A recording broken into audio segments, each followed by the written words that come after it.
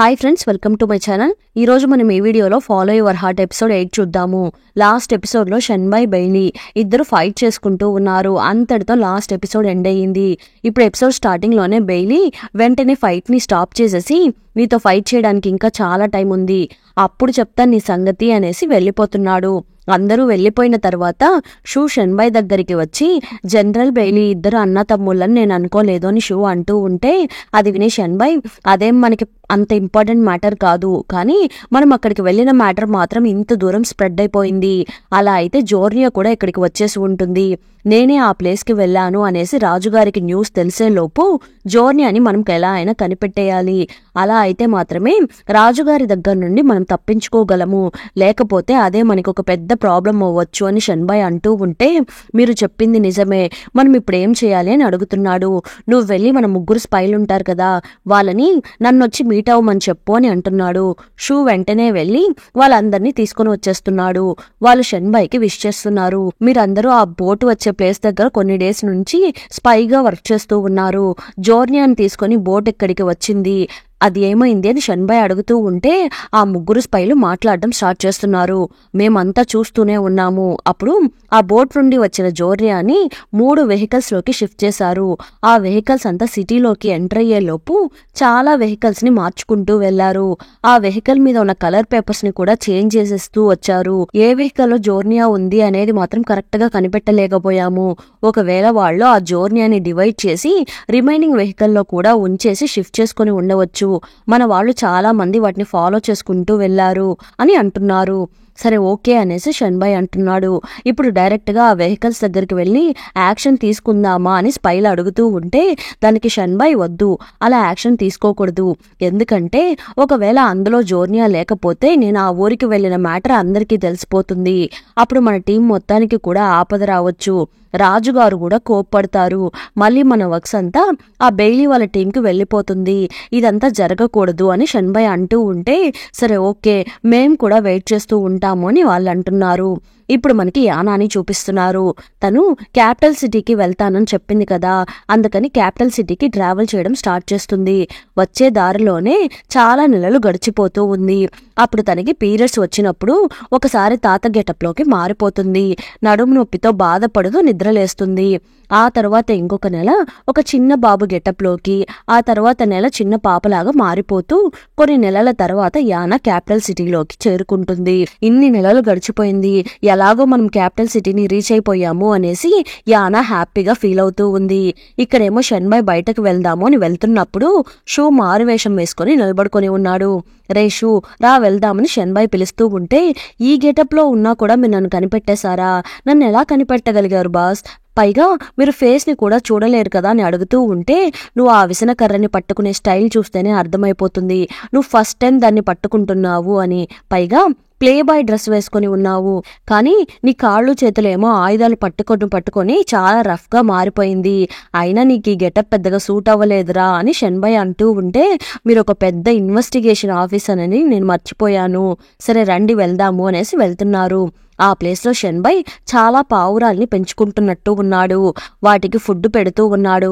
వాటన్నిటిని పేర్లు పెట్టి పిలిచి వాటితో మాట్లాడుతూ ఉంటే మీకు వాటి పేర్లు అంతగా ఎలా గుర్తున్నాయి అని షూ అడుగుతున్నాడు. అప్పుడు షన్బై ఇవి 2 ఫైట్ చేసుకుంటూ ఉన్నప్పుడు దీనికి ఇటువైపు రెక్క దగ్గర దెబ్బ తగిలింది, దానికి అటువైపు రెక్క దగ్గర దెబ్బ తగిలింది, అప్పటి నుండి వీటి పేర్లు నాకు బాగా గుర్తున్నాయి, మనుషుల ఫేస్ చూసి మీరు కరెక్ట్ గా కనిపెట్టలేరు, కానీ ఒకేలాగా ఉంటున్న పావురాలను చూసి గుర్తుపట్టగలుగుతున్నారు అని షూ అంటూ ఉంటే నోరు మూస్తావా లేదా అనేసి షన్బై షూని తిడుతూ ఉన్నాడు. ఇంకా మీదట మనకి చాలా పనులు ఉండబోతుంది, దానికి కాస్త గుర్తుపెట్టుకో అని షన్బై అంటూ ఉంటే అప్పుడు షూ అంటున్నాడు నాకు ఒక డౌట్, మీరు ఆ పాయిజన్ పాపని బాగా మిస్ అవుతున్నారు కదా అని అడుగుతూ ఉంటే దానికి షన్బై నేనెందుకు తనని మిస్ అవుతాను, తనేమైనా క్రిమినల్నా, నేను క్రిమినల్స్ గురించి మాత్రమే వెతుకుతూ ఉంటాను అనేసి షన్బై అంటున్నాడు.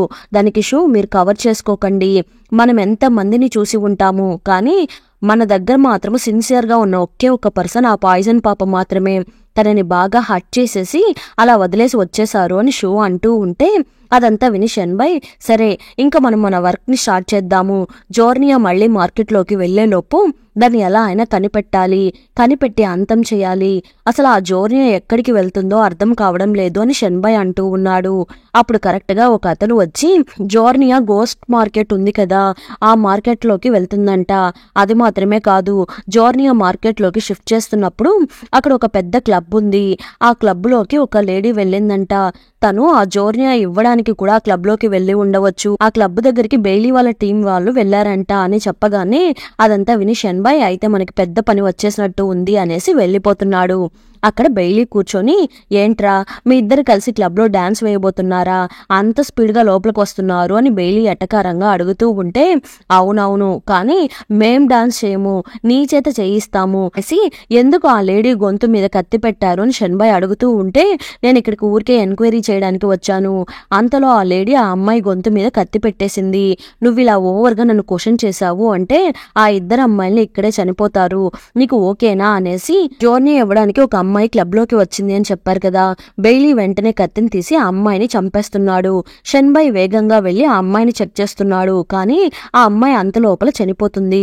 ఎందుకు నువ్వు ఆ అమ్మాయిని చంపావు అని అడుగుతూ ఉంటే, నువ్వేం మాట్లాడుతున్నావు, ఆ అమ్మాయి ఇంకొక అమ్మాయి గొంతు మీద కత్తి పెట్టింది, ఆ అమ్మాయిని కాపాడడం కోసమే ఈ అమ్మాయిని చంపేశాను, ఇందులో తప్పేముంది, అమాయకుల్ని కాపాడకూడదా, నువ్వు ఇంకేమైనా తెలుసుకోవాలి అంటే వెళ్లి ఆ శవాల్ని అడిగి తెలుసుకోపో అని ఎటకారంగా చెప్పేసి బెయిలీ అక్కడి నుండి వెళ్లిపోతున్నాడు.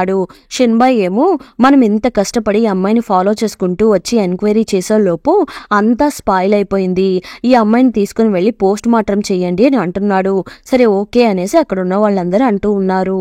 మనం ఎంక్వైరీ చేయలేకపోయాము, అది ఆల్రెడీ గోస్ట్ మార్కెట్ లోపలికి కూడా వెళ్లిపోయి ఉంటుంది, అక్కడ మన రూల్స్ ఏం వర్క్ అవ్వదు, మనం కూడా డైరెక్ట్ గా వెళ్లి ఎంక్వైరీ చెయ్యలేము, ఇప్పుడు ఏం చేద్దాము అని అడుగుతూ ఉంటే దానికి షెన్బై, మన స్పైలని అక్కడికి పంపించండి, అక్కడ ఏం జరుగుతుందో చూడమని చెప్పండి, ఎప్పుడు జోర్నియాని డెలివరీ చేయబోతున్నారో తెలుసుకోమని చెప్పండి అని అనగానే వాళ్ళంతా రెడీ అయ్యి వెళ్తున్నారు. ఇప్పుడు షెన్బై అంటున్నాడు, ఈ రోజు ఈవినింగ్ మా తాత బర్త్డే ఫంక్షన్ ఉంది, నేను అక్కడికి వెళ్ళాలి అని అంటున్నాడు. అప్పుడు బర్త్డే ఫంక్షన్ కి షూలు అనే ఒక అమ్మాయి ప్యాలెస్ నుండి వస్తూ ఉంది. ఈ అమ్మాయి షెన్బై రావడం చూసి కావాలనే షెన్బై ఎదురుగా వచ్చి నిలబడుకొని ఉంది. కానీ మన షెన్బైకి ఫేస్ ఎలాగో కనిపించదు కదా, ఏం పట్టించుకోకుండా వెళ్లిపోతున్నాడు. షూలు వెంటనే, ఎంత ధైర్యం ఉంటే నన్ను పట్టించుకోకుండా వెళ్లిపోతున్నావు అని అంటుంది. వాయిస్ వినగానే షెన్బై, షూలు నువ్వా, నేను ఎవరో అనుకొని ఏదో థింక్ చేసుకుంటూ వెళ్లిపోతున్నాను అనేసి కవర్ చేసుకుంటున్నాడు. నేనెందుకు లేటుగా వచ్చానో తెలుసా, నేను క్రౌన్ ప్రిన్స్ కి క్లాసెస్ చెప్తున్నాను, అప్పుడు నన్ను రాజుగారు ఇక్కడే కాసేపు రెస్ట్ తీసుకుని వెళ్ళమ్మా అని చెప్పారు, అందుకే నాకు కొంచెం లేట్ అయ్యింది, నేనేం ఇలాగా ఖాళీగా ఉండడం లేదు అని షూలు కొంచెం హార్స్ గా మాట్లాడుతూ ఉంది. సరే లోపలికి వెళ్దామా, లోపల తాతగారు అమ్మ వెయిట్ చేస్తూ ఉంటారు అని షెన్బై అంటూ ఉంటే, ఏం నీకు నీ ఫేక్ సిస్టర్ తో గొడవ పడడం ఇష్టం లేదా అని షూలు అడుగుతూ ఉంది.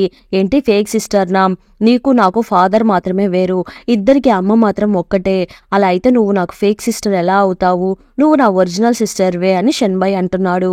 ఏదో అమ్మ మీద ప్రేమ ఉన్నట్టు మాట్లాడుతున్నావు, అమ్మ ఉంటున్న పదవికి నువ్వు రావాలని ట్రై చేస్తున్నావా అని షూలు అడుగుతూ ఉంటే, ఏం నువ్వు ఆ పొజిషన్ కి వెళ్ళాలని అనుకుంటున్నావా అని షెన్బై అడుగుతున్నాడు. అవును, మా అమ్మ ప్రిన్సెస్ కాబట్టి నేనెందుకు ప్రిన్సెస్ అవ్వకూడదు, నేను ఆల్రెడీ మంచి పొజిషన్ లోనే ఉన్నాను, కానీ నాకు ప్రిన్సెస్ అవ్వాలి అనేది నా డ్రీమ్, నువ్వేం నాకు సపోర్ట్ చేయనవసరం లేదు, నువ్వున్నావనే నా భయం అంతా, నువ్వు లేకపోతే నేను చాలా హ్యాపీగా ఉంటాను అనేసి వేగంగా లోపలికి వెళ్లిపోతూ ఉంది.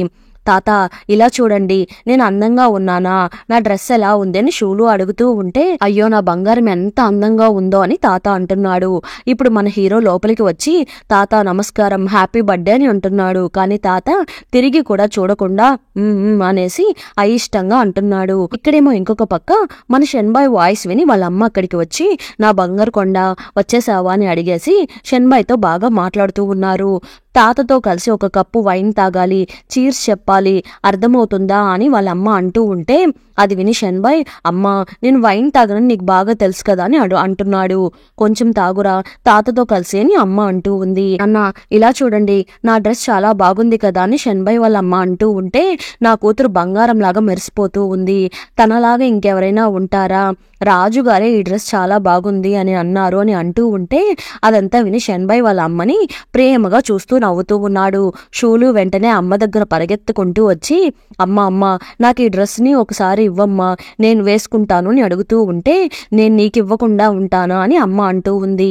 మన షణ్భయ్ అదంతా సైలెంట్ గా చూస్తూ ఉన్నాడు. అందరూ ట్రీట్ కోసం వెయిట్ చేస్తూ ఉన్నారు.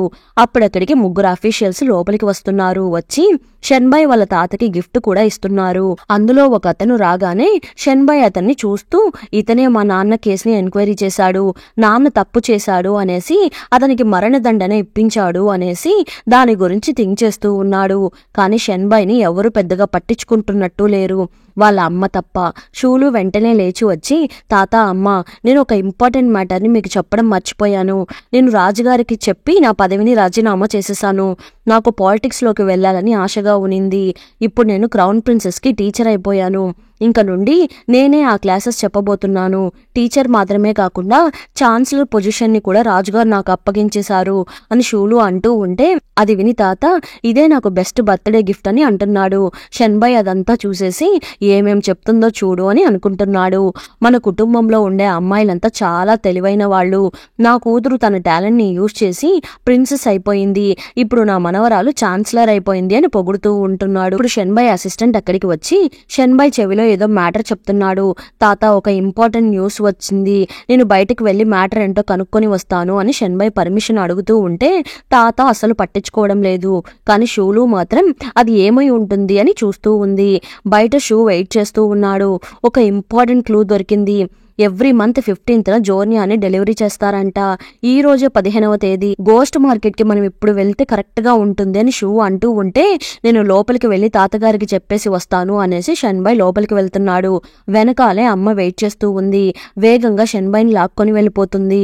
షూలు వాళ్ళని ఫాలో చేసుకుంటూ వెళ్తూ ఉంది. ఎందుకురా తాత బర్త్డే మధ్యలో నుండి వచ్చేసావు, తాత ఏమనుకుంటాడో అని అడుగుతూ ఉంటే అమ్మ ఒక ఇంపార్టెంట్ మ్యాటర్, నేను ఇప్పుడే వెళ్లి దాన్ని కనిపెట్టి తీరాలి.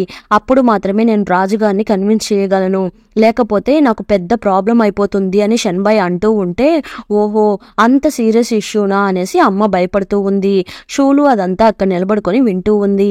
కరెక్ట్ గా అప్పుడక్కడికి బెయిలీ వస్తున్నాడు. తాత బర్త్డే ఫంక్షన్ కోసమని షణ్భయ్ వాళ్ళ అమ్మని విష్ చేసి షణ్భయ్ నువ్వు ఇప్పుడు పోలీస్ కాదు, ఒక ప్రిన్సెస్ కొడుకువి, అందుకని నేను నీతో అలానే నడుచుకుంటాను అనేసి మీ తాతగారికి నా బర్త్డే విషెస్ అని అంటూ ఉంటే సరే రండి తాతగారిని మీట్ అవుదాము అనేసి షణ్భయ్ బెయిలీని లోపలికి తీసుకుని వెళ్ళిపోతున్నాడు. తాత మిమ్మల్ని చూడ్డానికి బెయిలీ వచ్చారు అని షణ్భయ్ అంటున్నాడు. బెయిలీ వెంటనే గిఫ్ట్ కూడా ఇస్తున్నాడు. హ్యాపీ బర్త్డే తాతగారు అని అంటూ ఉన్నాడు. అప్పుడు షణ్భయ్ వెంటనే బెయిలీ బాగా బిజీగా ఉన్నాడంట, మనుషులు సరిపోవడం లేదంట, అందుకని నన్ను కూడా ఆఫీస్కి తీసుకుని వెళ్ళడానికి పిలుస్తున్నాడు తాత, నేను బెయిలీకి కొంచెం హెల్ప్ చేసేసి వస్తాను అనేసి బెయిలీని బక్రా చేసి షణ్భయ్ అక్కడి నుండి ఎస్కేప్ అయిపోతున్నాడు. బెయిలీ బయటకు వచ్చి ఎందుకురా అలా చేశావు, మీ తాత నా గురించి ఏమనుకొని ఉంటాడు, పిచ్చివాడు అనుకొని ఉంటారు కదా అని అంటూ ఉంటే ఆల్రెడీ అందరూ నీ గురించి అలానే అనుకుంటున్నారు, మా తాత కూడా అనుకుంటే అనుకోనివ్వు, నాకు వేరే వర్క్ ఉంది, నేను వెళ్ళాలి అనేసి వెళ్ళిపోతున్నాడు. ఇక్కడేమో యానా ఊర్లోకి వచ్చేసినట్టు ఉంది. అబ్బా క్యాపిటల్ సిటీ అంటే ఇంత అందంగా ఉంటుందా అనుకొని ఒక హోటల్లోకి వెళ్ళి తింటూ ఉంది. టేబుల్ నిండుగా ఫుడ్ అంతా ఆర్డర్ పెట్టుకుని ఫుల్గా కుమ్మేస్తూ ఉంది. ఆ సర్వెంట్ ఒక అబ్బాయికి కొంచెం మనీ ఇచ్చి నాకు కొన్ని డీటెయిల్స్ కావాలి, నువ్వు కొంచెం హెల్ప్ చేస్తావా అని అడుగుతూ ఉంటే రండి చెప్తాను అనేసి ఒక రూమ్ లోకి తీసుకుని వెళ్ళి అన్నిటినీ చెప్తూ ఉన్నాడు. ఇక్కడ ఏమైనా సీక్రెట్ ప్లేసెస్ ఉన్నాయా అని ఆనా అడుగుతూ ఉంటే గోస్ట్ మార్కెట్ ఉంది అని అబ్బాయి అంటున్నాడు. గోస్ట్ మార్కెట్ అంటే అక్కడ దెయ్యాలుంటుందా అని ఆనా అడుగుతూ ఉంటే అదంతా కాదండి, బ్లాక్ మార్కెట్ ని ఈ ఊర్లో గోస్ట్ మార్కెట్ అంటారు. అక్కడ ఈ నార్మల్ రూల్స్ అంతా యూజ్ అవ్వదు, లోకంలో ఉండే ఎదవలంతా అక్కడే ఉంటారు. కానీ మీరు అక్కడికి వెళ్ళిన తర్వాత ఎవరినైనా మీట్ అవ్వాలి అనుకుంటే షావ్ అని ఒక అతను ఉంటాడు. అతను ఒక pan shop owner. Antique items అన్నిటినీ కుదవ పెట్టుకునే షాప్ ఒకటి పెట్టుకొని ఉంటాడు. అతన్ని కలవండి అనేసి ఒక అడ్రస్ ఇస్తున్నాడు. ఇప్పుడు షావ్ అనే ఒక పర్సన్ ని చూపిస్తున్నారు. అతని దగ్గర ఒక అబ్బాయి వర్క్ చేస్తూ ఉన్నాడు. ఆ అబ్బాయిని లెక్కలంతా చూసుకుంటూ ఉంటాడంట. ఈ లెక్కలంతా కరెక్ట్ గా ఉందేమో ఒకసారి చెక్ చేసుకోండి అని అంటున్నాడు. నువ్వు రేపటి నుండి ప్యాలెస్ లో చదువుకోవడానికి వెళ్ళబోతున్నావు, నువ్వు అంత టాలెంటెడ్ పర్సన్వి, అలాంటి అబ్బాయి నా దగ్గర వర్క్ చేస్తూ ఉన్నాడు, అయినా నేను ఎలా క్రాస్ చెక్ చేసుకోగలను అని అంటున్నాడు. ఆ షావ్కి చదవడం రాయడం రాదనుకుంటా, సైన్ మాత్రం పెట్టి ఇచ్చేస్తున్నాడు. ఇప్పుడు అబ్బాయి అంటున్నాడు, రేపటి నుండి నేను ఆ ప్యాలెస్లో చదువుకోవడానికి వెళ్ళబోతున్నాను కాబట్టి నేను రేపటి నుండి పనికి రాలేను, సారీ, ఇంకా నేను బయలుదేరుతాను అని అంటూ ఉంటే, సరే జాగ్రత్తగా వెళ్ళిరా, జాగ్రత్తగా ఉండు అని చెప్తున్నాడు. వెంటనే అబ్బాయి, నా గురించి బాధపడకండి, అక్కడ ఏం మాట్లాడాలి ఏం మాట్లాడకూడదని నాకు బాగా తెలుసు అని చెప్పేసి అక్కడి నుండి వెళ్ళిపోతున్నాడు. ఇప్పుడు గోస్ట్ మార్కెట్ ని చూపిస్తున్నారు. బాగా డార్క్ గా ఫుల్ జనాలతో నిండిపోయి ఉంది. అక్కడ చాలా టైప్స్ ఆఫ్ పర్సన్స్ ఉన్నారు. యానా అక్కడికి వచ్చేస్తుంది. ఏంటి ఈ ప్లేస్ అంతా ఇంత మాస్ గా ఉంది, తాగుబోతు దగ్గర నుండి వెదవల దాకా అందరు ఇక్కడే ఉన్నారే, చాలా మంది అమ్మాయిలు కూడా ఉన్నారు అనుకుని లోపలికి వెళ్తూ ఉంది. ఇప్పుడు ఒక అమ్మాయి ఆగకుండా డాన్స్ చేస్తూ ఉంది, ఆగకుండా తిరుగుతూ ఉంది అనేసి యానా కూడా కొంచెం మనీ వేస్తుంది. కరెక్ట్ గా అప్పుడు ఎంక్వైరీ చేయడం కోసము షెన్బై షూ ఇద్దరు అక్కడికి వచ్చేస్తున్నారు. మనం వచ్చినట్టు ఎవరికి తెలియకూడదు, సీక్రెట్ గా ఎంక్వైరీ చేయాలి అని షెన్బై అంటూ ఉన్నాడు. అప్పుడు సర్వెంట్ గెటప్ లో ఒక అతను వచ్చి వీళ్ళతో మాట్లాడుతున్నాడు. అతను కూడా వీళ్ళ మనిషే. ఈ మార్కెట్ లోకి అంత ఈజీగా కొత్త వాళ్ళెవరూ రాలేరు. ఇప్పుడు డాన్స్ చేస్తుంది కదా ఆ అమ్మాయి కూడా ఈ రోజే ఇక్కడికి వచ్చింది. అలానే డెలివరీ బాయ్ కూడా కొత్తగా వచ్చాడు.